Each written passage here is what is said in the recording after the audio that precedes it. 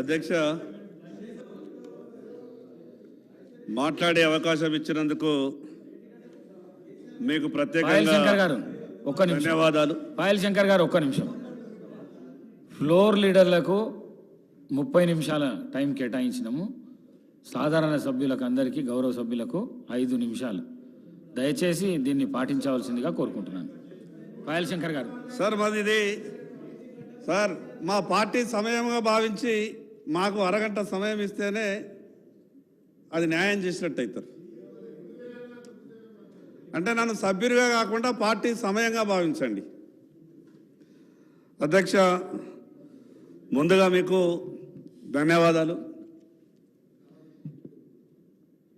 ఈ కాళేశ్వరం ప్రాజెక్టు గురించి చర్చ వచ్చినప్పుడల్లా శాసనసభలో ఈ పెద్ద పెద్ద స్క్రీన్లు ప్రత్యక్షమవుతాయి. నేను ఇంతకుముందు కూడా టీవీలలో చూసినట్టు నాకు గుర్తున్నది. ఇంకొక విషయం ఏంటంటే ఈ పదే పదే ఒక పదం వాడుతున్నారు. ఆ పదానికి ఈ శాసనసభకు ఎందుకు అంత అవినాభావ సంబంధం ఉన్నది అర్థమైతలేదు. ఆ పదం వాడడం తప్పు అని అందరికీ తెలిసినా ఇటు నుంచి కానీ అటు నుంచి కానీ అదే పదాన్ని పదే పదే వాడే ప్రయత్నం చేస్తూ ఈ 2 రాజకీయ పార్టీలు ఆ పదం ద్వారానే ప్రజల దృష్టిని ఆకర్షించాలని ప్రయత్నం చేస్తున్నాయేమో మాకైతే అర్థమైతలేదు. అధ్యక్ష, పొద్దున ఈరోజు నేను 6 గంటలకు మా ఇంటికి ఫోన్ చేసిన ఆదిలాబాద్కు. మా మనవడు ఫోన్ లేపి మాట్లాడితే ఎక్కువసేపు మాట్లాడే ప్రయత్నం చేస్తే నేనేమన్నా ఒక మాట అంటే, నువ్వు తొందరగా ఫోన్ పెట్టేరా బాబు, ఇవాళ అసెంబ్లీలో పెద్ద పెద్ద స్క్రీన్లు పెట్టిండ్రు, బాగా అవన్నీ చూపిస్తారట, నేను కొంచెం చదువుకున్నా కొత్తగా శాసనసభకు పోయినా కాబట్టి అని అంటే, ఏం పెట్టిండ్రు తాతయ్య అని వాడు అడిగిండు. ఏమో పెద్ద పెద్ద స్క్రీన్లు పెట్టిండ్రు అంటే వాడు అన్న మాటలు ఏంటంటే, మీకు సినిమాలు కింద చూపిస్తారా శాసనసభలు అన్నాడు. అధ్యక్ష, గతంలో కాళేశ్వరం రిటిజన్ గురించి మాట్లాడినప్పుడు ఈనాటి మాజీ ముఖ్యమంత్రి గారు ఆ రోజు ముఖ్యమంత్రి హోదాలో ఇక్కడ నుండి ఉత్తమ్ కుమార్ రెడ్డి గారు మాట్లాడినటువంటి మాట కూడా, వారిని అన్నటువంటి మాట కూడా నాకు ఇప్పటికీ గుర్తొస్తున్నది. మరి ఎందుకు ఇటువంటి ఈ గొప్ప శాసనసభలో ఆ రకమైనటువంటి పదాలు పదే పదే వస్తున్నప్పుడు ఆ రకమైనటువంటి డబ్బులు కావాలని ఆదిలాబాద్ నుంచి అధికారులు హైదరాబాద్ ఉన్నటువంటి వీళ్లకు ఉత్తరాలు రాస్తే ల్యాండ్ ఎక్వేషన్కు 2019 నుండి చిల్లి గవ్వ కూడా రాలేదు. మరి అదే కాళేశ్వరం ప్రాజెక్టులో కాంట్రాక్టర్ల దృష్టి అంతా కూడా కాళేశ్వరం ప్రాజెక్టుకి అయింది, అధికారుల దృష్టి అంతా కూడా కాళేశ్వరం ప్రాజెక్టుకి అయింది. మిగతా వాళ్ళప్పుడు ఏమంటుండే, ఈ రాష్ట్రంలో ఎక్కడ పనులు చేసినా బిల్లులు రావు, కాళేశ్వరంలో పని చేస్తే మాత్రం బిల్లులు వారం రోజులు వస్తాయంటుండే. మరి ఎందుకు అంత గొప్ప ప్రేమ పుట్టింది? మరి అంత గొప్పగా మొత్తం నిధులన్నీ కూడా నీళ్ళలా కాళేశ్వరంలో పారించిండ్రు, లక్షల కోట్ల రూపాయలు ఖర్చు పెట్టిండ్రు. కానీ ఎక్కడా కూడా నిన్న సంబంధిత అధికారులు మీడియా ముందు చెప్తే వీళ్ళేం చెప్తారు, లక్షల ఎకరాల సాగు చేసినామని చెప్తారు.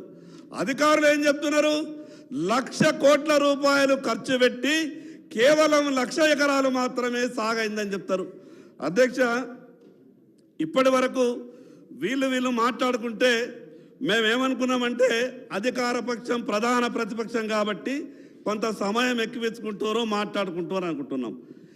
ఏ కాళేశ్వరం ప్రాజెక్ట్ అయితే కుంగిపోయిందని మొదలుగా తెలిసినటువంటి భారతీయ జనతా పార్టీ 2వ రోజే మేము అక్కడికి మేడిగడ్డ దగ్గరికి వెళ్ళి కుంగిన విషయాన్ని మా రాష్ట్ర పార్టీ అధ్యక్షుడు ప్రత్యక్షంగా చూసి వెంటనే కేంద్ర ప్రభుత్వానికి నేషనల్ డ్యామ్ సేఫ్టీ అథారిటీ వాళ్ళకు ఉత్తరం రాస్తే 48 గంటల లోపల నేషనల్ డ్యామ్ సేఫ్టీ అథారిటీకి సంబంధించినటువంటి అధికారులంతా వచ్చిర్రు.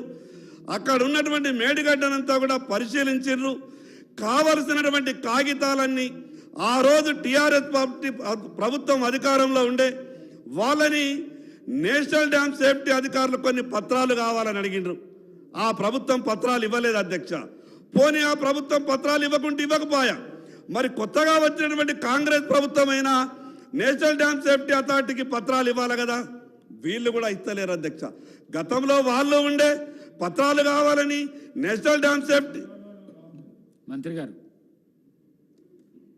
పాయల్ శంకర్ గారు, అధ్యక్ష మీ ద్వారా వారికి తెలియదలుచుకున్న నేషనల్ డ్యామ్ సేఫ్టీ అథారిటీ ఇప్పుడు ఏమి డాక్యుమెంట్స్ అడిగినా ఇవ్వడమే కాకుండా మీరు ఈ 3 బ్యారేజ్ విషయంలో పూర్తి ఎంక్వైరీ ఇన్వెస్టిగేషన్ టేకప్ చేయండి. అదేవిధంగా ఏ విధంగా అవి పునరుద్ధరణ చేయాలనో, ద వే ఫార్వర్డ్ చేయాలనో totally we are handing over to NDSA. Thank you sir.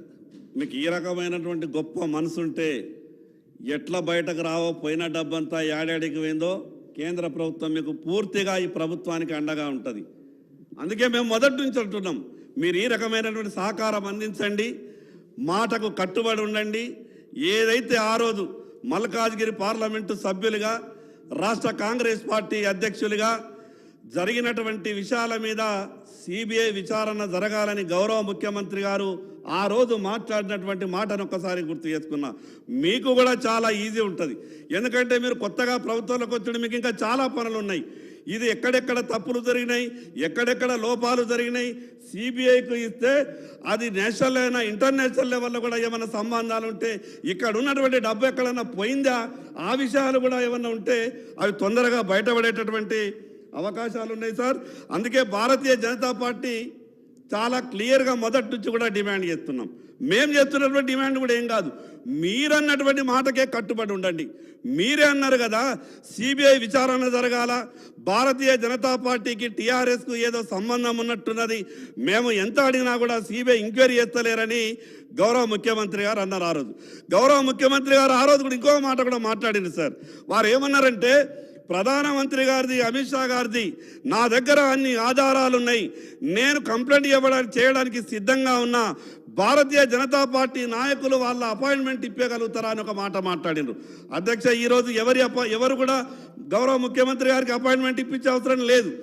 ఎందుకంటే వాళ్ళు నేరుగా ఒక అపాయింట్మెంట్, ఒక ఫోన్ కాల్ చేస్తే ఈరోజు కేంద్రంలో ఉన్నటువంటి అందరూ కూడా ఒక మంచి ఆలోచనతో అపాయింట్మెంట్ ఇస్తున్నారు. మీరు వెంటనే ఒక ఉత్తరం రాయండి. నిజంగా మీకు గతంలో చేసినటువంటి ప్రభుత్వం తప్పిదాలన్నీ కూడా బయటకు రావాలా, దాంట్లో ఉన్నటువంటి లోపాలన్నీ కూడా బయటకు రావాలా, జరిగినటువంటి అవినీతి అంతా కూడా బయటకు రావాలా, ఎవరెవరి పాత్ర ఎంతెంత ఉన్నదో మొత్తం తెలుసుకోవాలనంటే మీకు ఏమాత్రం కూడా చిత్తశుద్ధి ఉన్నా మీరు వెంటనే సిబిఐ ఎంక్వైరీకి ప్రభుత్వం ఉత్తరం రాయాల్సిందిగా మీ ద్వారా విజ్ఞప్తి చేస్తున్నా అధ్యక్ష. ఇంకో విషయం, కేవలం అవినీతి మీదనే కాదు, అసలు కాళేశ్వరం కార్పొరేషన్ మీద తెచ్చినటువంటి అప్పుల మీద కూడా చర్చ జరగాల అధ్యక్ష. తక్కువ వడ్డీకి ఇవ్వడానికి ఎన్నో బ్యాంకులు సిద్ధంగా ఉండే, ఇదేం వడ్డీలు అధ్యక్ష? గౌరవ మంత్రి గారు మరి వడ్డీ పర్సెంట్ చూసిండో లేదో తెలియదు, కానీ ఈ వడ్డీ శాతం కూడా మామూలుగా లేదు అధ్యక్ష. ఈ రాష్ట్ర ఆర్థిక పరిస్థితిని చూస్తే రాబో రోజులలో ఎటువంటి పరిస్థితులు ఉంటాయని ఒక భయంగా అనిపిస్తున్నా అధ్యక్ష. ప్రజలు అధికారం ఇచ్చింది సరి అయిన పద్ధతిలో ప్రభుత్వాన్ని నడపమని, ప్రజలకు న్యాయం చేయమని, కేవలం రాష్ట్రాన్ని అప్పుల పాలు చేయమని ప్రజలు అధికారం ఇవ్వరు అధ్యక్ష. గత ప్రభుత్వం ఎఫ్ఆర్బిఎం మద్దతు ఇవ్వనటువంటి అనేక సందర్భాల్లో కార్పొరేషన్లను క్రియేట్ చేయడం, దాని ద్వారా బ్యాంకుల నుంచి అప్పులు తీసుకోవడం. అధ్యక్ష, నాకు ఒక విషయం తెలియక అడుగుతున్నా, ప్రభుత్వానికి అప్పు తీసుకునే శక్తి లేదు, కానీ కార్పొరేషన్లు అప్పు తీసుకుంటే గ్యారంటీ ఇచ్చేటటువంటి శక్తి ఉన్నది. ఎంత ఈ చట్టాలలో ఉన్నటువంటి కొన్ని లొసుగులను వాడుకొని ప్రభుత్వ ఖజానా ఖాళీగా ఉన్నదని ఎఫ్ఆర్బిఎం ద్వారా తెలిసినప్పుడు, ఎఫ్ఆర్బిఎం మద్దతు ఇవ్వనప్పుడు, ప్రతి విషయానికి అప్పు కావాలన్నప్పుడల్లా కార్పొరేషన్లను క్రియేట్ చేయడం, బ్యాంకుల దగ్గరికి వెళ్ళి అప్పులు తీసుకురావడం. అంటే కార్పొరేషన్లు కేవలం అప్పుల కొరకే ఉడతాయా? వాటి వ్యవహారం ముందు చెయ్యాల. ఒక కార్పొరేషన్ క్రియేట్ అయిన తర్వాత 2 సంవత్సరాలు మినిమంగా లావాదేవీలు వ్యవహారాలు జరపాల. కానీ ఏమీ లేదు అధ్యక్ష. అప్పు తీసుకోవాలనంటే కార్పొరేషన్లను వెంటనే క్రియేట్ చేయాలా, దానికి బ్యాంకుల ద్వారా అప్పులు తీసుకురావాలి అధ్యక్ష. ఇన్ని అప్పులు, విపరీతమైనటువంటి వడ్డీలు, ఈరోజు రాష్ట్రం 7 లక్షల కోట్ల అప్పులు ఉన్నట్టు దాదాపు చెప్తున్నారు. ఒక 5-10 వేలు అటు ఇటు ఉండొచ్చు. 7 లక్షల కోట్ల అప్పులకు మినిమం 6% వడ్డీ పట్టుకున్నా కూడా ఒక 36-38 వేల కోట్ల వడ్డీ. తర్వాత ఈ రాష్ట్రంలో గొప్పగా డిజైన్ చేసినటువంటి అన్ని ప్రాజెక్టుల కరెంటు బిల్లులు 10 నుంచి 12 వేల కోట్లు వస్తాయని నిపుణులు చెప్తున్నారు. ఈ వడ్డే ఇంతున్నది. తీసుకున్నటువంటి అప్పులో కొంత ఇన్స్టాల్మెంట్ కూడా కట్టేది అవసరం ఉంటుంది. మరి ఇంత ఎక్కడికి వెళ్ళి చేస్తారు అధ్యక్ష? కొత్తగా వచ్చినటువంటి ప్రభుత్వ హామీలు కూడా విపరీతమైనటువంటి హామీలు ఉన్నాయి. నేను కొత్తగా వచ్చిన ప్రభుత్వం తప్పు పట్టాలనో విమర్శించాలనో ఈ మాటలు మాట్లాడతలేను. కానీ రాష్ట్ర ప్రజలను కాంగ్రెస్ ప్రభుత్వం కూడా వాస్తవాలు చెప్పే ప్రయత్నం చెయ్యండి. ఎక్కువ రోజులు మీరు ఇట్లు విషయాన్ని గుంజుకుంటూ పోలేరు. ఈ రాష్ట్ర ఆర్థిక పరిస్థితి మీద ఎప్పుడో ఒకసారి మీరు చెప్పాల్సిన అవసరం వస్తుంది. రాష్ట్ర రాజకీయాలలో కూడా కొంత మార్పు రావాల్సినటువంటి అవసరం వస్తుంది. అధ్యక్ష, అధికారంలోకి రావడానికి అనేక రాజకీయ పార్టీలు అమలుకు సాధ్యం కానటువంటి హామీలు ఇస్తున్నాయి. ఖచ్చితంగా ఈ సభలో అటువంటి విషయం మీద చర్చ జరగాల. ఒకసారి గెలిస్తే చాలు, తర్వాత సంగతి తర్వాత అనే పరిస్థితులు వస్తున్నాయి. మరి ఈ రకంగా ప్రతి ఒక్కరు కూడా ఇదే వ్యవహారం చేసుకుంటూ పోతే ఈ రాష్ట్రాన్ని కాపాడే వ్యక్తులు ఎవరు? కేవలం 5 సంవత్సరాలు అధికారంలో ఉండడానికి, ఒకసారి గెలవడానికి మా నోటికి వచ్చినట్టు ఏమన్నా మాట్లాడతాం. గత పాలకులు అమలు చేసినరా, మేము అమలు చేయకుంటే ఏమవుతుందనే ధోరణి ఏదైతే ఉన్నదో దాంట్లో ఖచ్చితంగా మార్పు రావాలా. అధ్యక్ష, మార్పు ఇక్కడి నుండే మొదలు కావాలి. ఈ మార్పు ఇక్కడి నుండే మొదలు కావాలా. గతంలో టీఆర్ఎస్ పార్టీ చేసినటువంటి తప్పులను కాంగ్రెస్ పార్టీకి కూడా తెలుసు. మరి ఆ విధమైనటువంటి తప్పులను కాంగ్రెస్ పార్టీ కూడా పదే పదే చేస్తూ పోతే ప్రభుత్వాన్ని నడపడం కష్టమవుతుంది. అధ్యక్ష, ఈ రాష్ట్రం నడుస్తున్నది ఒకటే నిమిషం అన్నా ఈ రాష్ట్రం నడుస్తున్నది దేని మీద అధ్యక్ష? ప్రజల ఆరోగ్యం చెడిపోతున్నటువంటి ఏదైతే మత్తు పానీయాలు అమ్మితే నడిచే పరిస్థితి ఉన్నది. అధ్యక్ష, రేపు రాష్ట్రంలో ఉద్యమం వస్తే రాష్ట్ర ఆర్థిక పరిస్థితి పూరా అతలాకుతలమయ్యే పరిస్థితి ఉన్నది. అదేవిధంగా అధ్యక్ష, ఇంకా దేని మీద నడుస్తున్నది? మిగతా రాష్ట్రాలలో పెట్రోల్ డీజిల్ ధరలన్నీ కూడా తగ్గినాయి. పెట్రోల్ డీజిల్ ధరలని తగ్గాలని, లేదా భవిష్యత్తులో అవి కూడా జిఎస్టీలకు కొని పోతే రాష్ట్రం జీతాలు కాదు కదా, 6 నెలలకు ఒకసారి కూడా జీతాలు ఇచ్చేటటువంటి పరిస్థితి ఉన్నది. అధ్యక్ష, వాస్తవాలు చర్చకు రావాలా. కేవలం రాజకీయ విమర్శలు చేసి ఒక రాజకీయ పార్టీని ఇంకో రాజకీయ పార్టీని తిట్టుకోవడానికే ఇది వేదిక చేసుకొని ఈ ట్రిక్స్తోనే రాజకీయాలు చేస్తూ సభలో ఇటువంటి వ్యవహారం జరిగితే తెలంగాణ రాష్ట్ర ప్రజల భవిష్యత్తు ఎప్పటికీ బాగుపడది. తెలంగాణ రాష్ట్రం వచ్చిన తర్వాత కూడా వాస్తవాలు సభలో చర్చ జరగాల. నేను ఒకటే విషయం ప్రభుత్వానికి విజ్ఞప్తి చేస్తున్న అధ్యక్ష, ప్రభుత్వం చాలా గొప్పగా చెప్పింది కాబట్టి మా అటువంటి ఆదిలాబాద్ జిల్లాకు గౌరవ ఇరిగేషన్ మంత్రి గారు సభలో ఉన్నారు కాబట్టి నాకు ఖచ్చితంగా కొంత నాకు మద్దతు ఇచ్చే విధంగా, నా మాటకు ఊరటనిచ్చే విధంగా జవాబు రావాలని కోరుకుంటున్నా. అధ్యక్ష, ఈ జిల్లాలో ఉన్నటువంటి ఏకైక ప్రాజెక్టు సార్, దాని మీద జిల్లాలో ఉన్నటువంటి ఆ ఏకైక ప్రాజెక్టు చూడడానికి స్మితా సబర్వాల్ గారు 2 సార్లు హెలికాప్టర్ పట్టుకొని వచ్చారు. హెలికాప్టర్ తిరిగినప్పుడల్లా మాకు అనిపిస్తుండే అయిపోతుందేమో, 2 నెలల నిధులు వస్తాయేమో. దాని తర్వాత సోమేష్ కుమార్ గారు హెలికాప్టర్ పట్టుకొని వస్తుండే, ఇంకా ఆశపడుతుండే. చీఫ్ సెక్రటరీ గారు వచ్చారంటే ఇంకేం కావాలా, అయిపోతుందేమో అనుకుంటుండే. మళ్ళీ 3వసారి ఈ నీళ్లకు సంబంధించిన నిపుణులు వస్తుండే, ఎవరు వచ్చినా హెలికాప్టర్ దిగలే అధ్యక్ష. మాకేమనిపించిందంటే ఆదిలాబాద్ నుంచి హైదరాబాద్కు 3.5 గంటలు తోవ కారులో, కానీ అధికారులంతా హెలికాప్టర్లను వచ్చారు.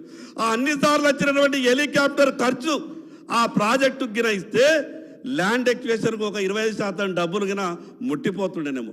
అన్నిసార్లు హెలికాప్టర్ తిరిగింది, కుర్చేసుకొని కట్టిస్తామన్నారు. 2017లోనే నీళ్ళు ఇస్తామన్నారు. 2024 అయింది, చుక్క నీరు రాలేదు అధ్యక్ష. ఇంకొక విషయం చెప్తా అధ్యక్ష, ఆ ప్రాజెక్టు సంవత్సరానికి 60 కోట్ల రూపాయల కరెంటు బిల్లు కట్టాలి. ఇది సాధ్యమవుతుంది అధ్యక్ష? 60 కోట్ల రూపాయల కరెంటు బిల్లు కట్టాల. కేవలం 100 కోట్ల రూపాయలు ఖర్చు పెట్టి అక్కడ సోలార్ ప్లాంట్ ఏర్పాటు చేస్తే ఆ ప్రాజెక్టుకు సరిపడ కరెంటు ఉత్పత్తే కాకుండా ఇంకో 100 కోట్ల రూపాయలు మెయింటెనెన్స్ కూడా ఆ ప్రాజెక్టుకు వస్తుండే అటువంటి ఆలోచన చేయలేదు అధ్యక్ష. ఈరోజు అక్కడ ఉన్నటువంటి ఆ కోర్టాచనాక అనే ప్రాజెక్టు ఈరోజు సగమే ఆగిపోయింది. మరి కొత్తగా వచ్చే ప్రభుత్వం దాన్ని పూర్తి చేయాలని కమిట్మెంట్ ఇవ్వాలి కదా. మాకు కావాల్సినవి 1000 కోట్లయితే పెట్టింది బడ్జెట్లో బహుశా 200 కోట్లే అనుకుంటా. నేను గౌరవ మంత్రివర్యులకు నా ఆదిలాబాద్ ప్రజల తరపున 2 చేతులు జోడించి విజ్ఞప్తి చేస్తున్నా, మీరు టీఆర్ఎస్ పార్టీ వాళ్ళ తిరగాకుండా. ఎందుకంటే జలయజ్ఞంలో మొదలుపెట్టినటువంటి ప్రాజెక్టులను టీఆర్ఎస్ పార్టీలు ముట్టుకోలేదు, చాలా తెలివిపరులు. వాళ్ళు చేసిన ప్రాజెక్టుల్లో మాకేమొస్తాయి అనుకున్నారో ఏమో కానీ ఆ ప్రాజెక్టులకాయ వాళ్ళు కన్నెత్తి చూడలేదు. మరి మీరు కూడా టీఆర్ఎస్ పార్టీ మొదలుపెట్టినటువంటి టీఆర్ఎస్ ప్రభుత్వం మొదలుపెట్టేటువంటి మధ్యలో ఉన్నటువంటి ప్రాజెక్టులను గిన వాళ్ళు ఆలోచించినట్టే మీరు కూడా ఆలోచించి వాటిని కంప్లీట్ చేస్తే మా పరిస్థితి ఏంటిది? ఎందుకంటే మీకు ఒక రాష్ట్రమే కాదు, మీరు కూడా దేశాన్ని చూసుకోవాల్సి వస్తుంది. కాబట్టి ఉన్నటువంటి 2 రాష్ట్రాలలోనే అదొక పరిస్థితి ఉన్నది దేశంలో మొత్తం కింద. వాళ్ళు కనీసం రాష్ట్రంలో కింద మీద చేసుకుంటుండే. మీకున్న పరిస్థితి ఏంటంటే మీరు దేశంలో కూడా చూసుకోబడుతుంది. మీకున్న ఇబ్బంది దాన్ని మేము అర్థం చేసుకోగలుగుతాం.